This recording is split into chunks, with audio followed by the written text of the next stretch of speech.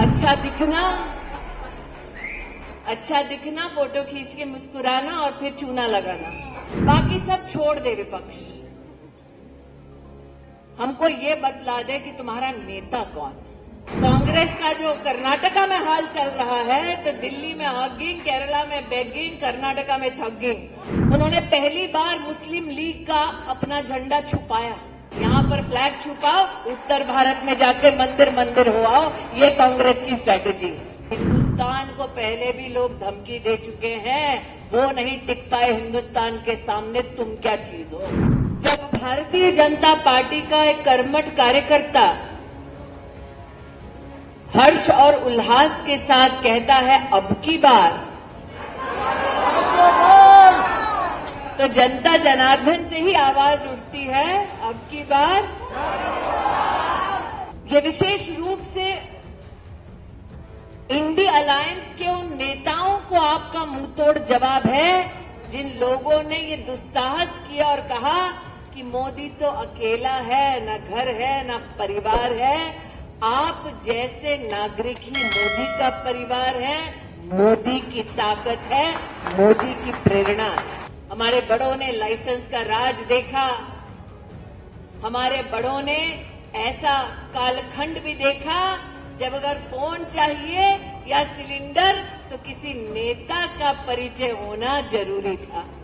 और इसलिए आज युवा पीढ़ी से कह दूं, जितने वरिष्ठ यहां बैठे हैं वो नहीं चाहते कि उन्होंने जवानी में जो भोगा वो तुम भोगो, और इसीलिए उन्होंने संकल्प लिया है कि जो राष्ट्र को पूर्ण रूप से विकसित करने का संकल्प लेता है, हमारा वोट उसको जाएगा, और उस व्यक्ति का नाम है नरेंद्र दामोदर दास।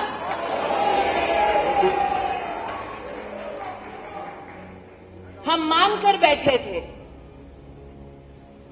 जब कांग्रेस के एक दिवंगत नेता ने प्रधानमंत्री के पद पर यह ऐलान किया कि दिल्ली से 1 रुपया निकलता है तो गांव तक पहुंचते पहुंचते 10 पैसा हो जाता है।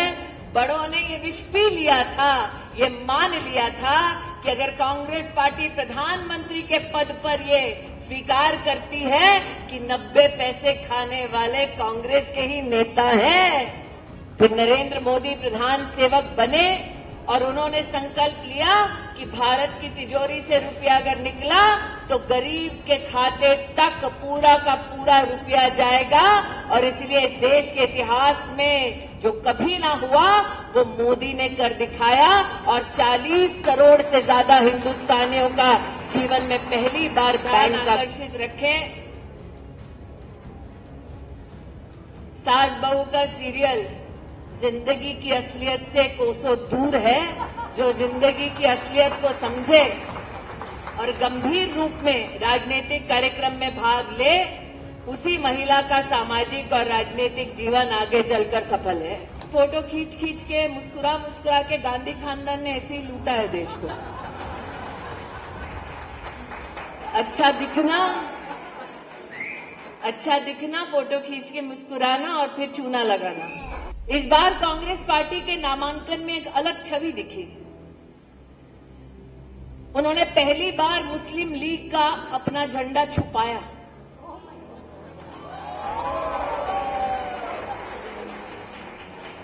और मुझे आश्चर्य ये हुआ कि अब तक तो डंके की चोट पर मुस्लिम लीग के साथ झंडा फहराते थे, पहली बार संकोच हुआ है मुस्लिम लीग के साथ झंडा फहराने में।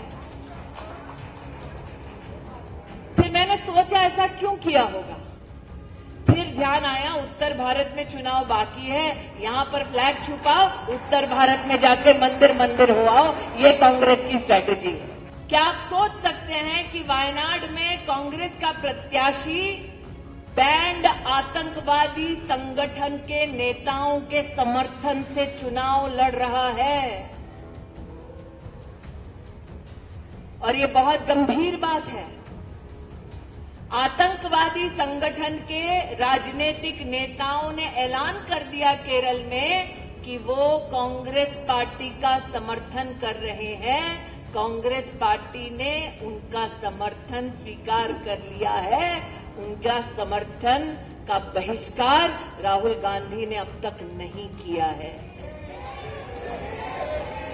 और ये वो व्यक्ति है जिसने दिल्ली में कहा था एक यूनिवर्सिटी में जाकर कि भारत तेरे टुकड़े होंगे, इस नारे का उन्होंने समर्थन किया था।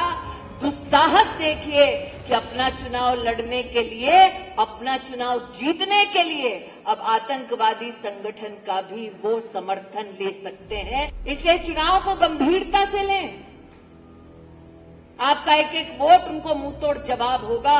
अगर आज मेरी आवाज उन तक पहुंच रही है तो मैं उनसे कहना चाहूंगी कि हिंदुस्तान को पहले भी लोग धमकी दे चुके हैं, वो नहीं टिक पाए हिंदुस्तान के सामने, तुम क्या चीज हो। उन्होंने आज मैनिफेस्टो जारी किया है और मैनिफेस्टो में लिख दिया है कि जम्मू कश्मीर का स्टेटहुड वो पूरी तरह से रिस्टोर करेंगे, लेकिन दबे शब्दों में ये कहते हैं कि अगर उनके पास सत्ता आ गई तो धारा 370 जो हमने हटाई। अगर आप ये वीडियो YouTube पर देख रहे हैं तो हमारे चैनल को सब्सक्राइब करें और बेल आइकन को दबाना ना भूलें। अगर आप Facebook पर ये वीडियो देख रहे हैं तो हमारे पेज को लाइक करें।